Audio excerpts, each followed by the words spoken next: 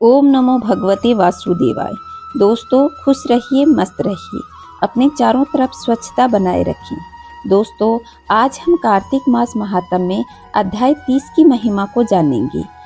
सूत जी बोले कि आपकी इस शंका का निवारण के लिए मुझे समुद्र मंथन वाली घटना याद दिलानी होगी। समुद्र मंथन देवताओं को रत्न मिले, इसमें कौस्तुभ मणि और लक्ष्मी विष्णु जी को प्राप्त हुए।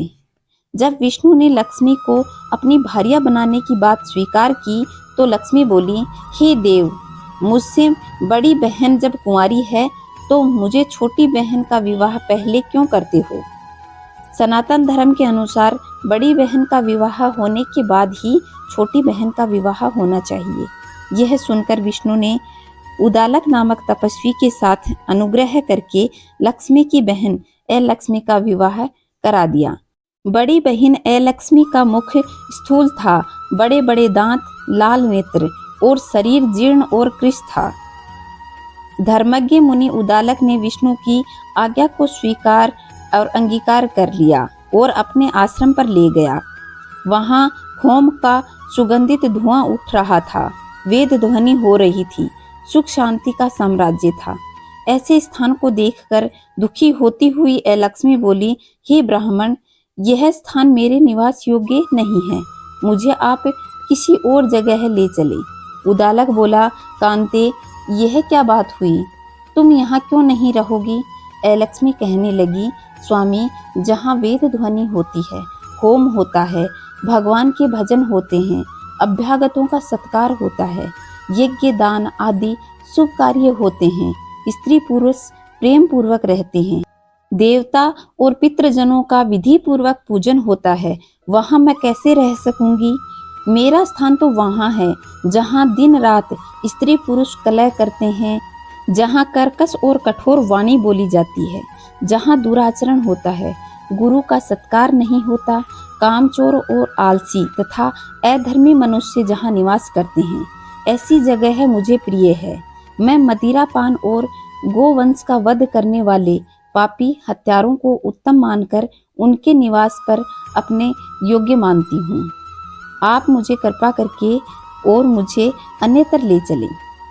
उदालक ऋषि कुछ सोचकर बोला, हे कांते, जब तक मैं तुम्हारे योग्य स्थान खोज करूं, तुम इस पीपल वृक्ष में रहो। सूत जी बोले, इस प्रकार उस पीपल वृक्ष के नीचे लक्ष्मी को बिठाकर उदालक ऋषि उसके लिए उपयुक्त स्थान खोजने चले गए। लक्ष्मी उनकी काफी समय तक प्रतीक्षा करती रही, लेकिन उदालक वापस नहीं लौटे। अपने स्वामी द्वारा त्यागी गई जानकर वह पीपल वृक्ष के नीचे बैठकर विलाप करने लगी।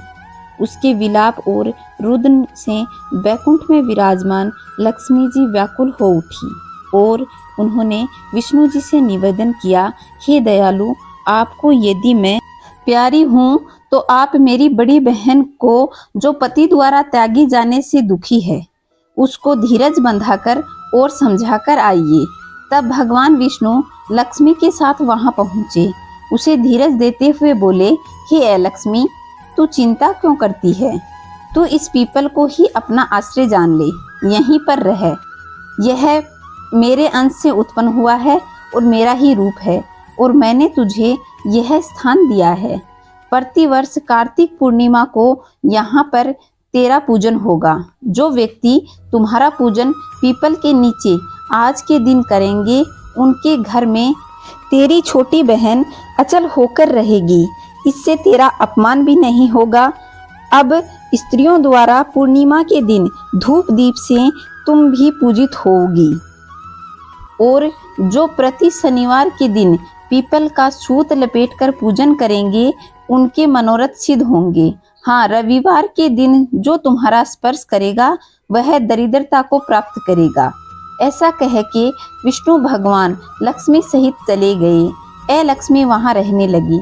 सूत जी बोले, मैंने श्री कृष्ण और सत्यभामा तथा नारद और पृथु के मध्य हुए संवाद को आप लोगों को सुनाया है। समस्त ऋषिगण अपनी जिज्ञासा शांत करके आनंदित हो उठे।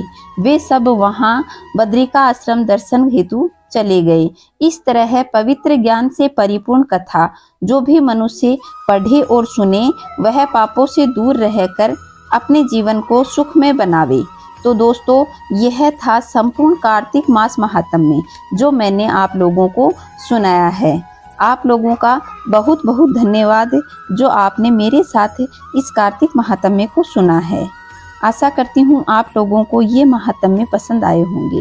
अगर पसंद आए हैं तो कमेंट में जय श्री नारायण अवश्य लिखिएगा। दोस्तों खुश रहो, मस्त रहो और चैनल को सब्सक्राइब कर लें। पास के बेल आइकन को दबाएं ताकि आने वाले वीडियो का नोटिफिकेशन आपको मिलता रहे। जय श्री नारायण दोस्तों। नारायण भगवान और माँ लक्ष्मी आपके घर सदा वास करे और जिसने ये कथा सुनी है और पढ़ी है उनके घर में भी सदा माँ लक्ष्मी और नारायण की कृपा बनी रहे।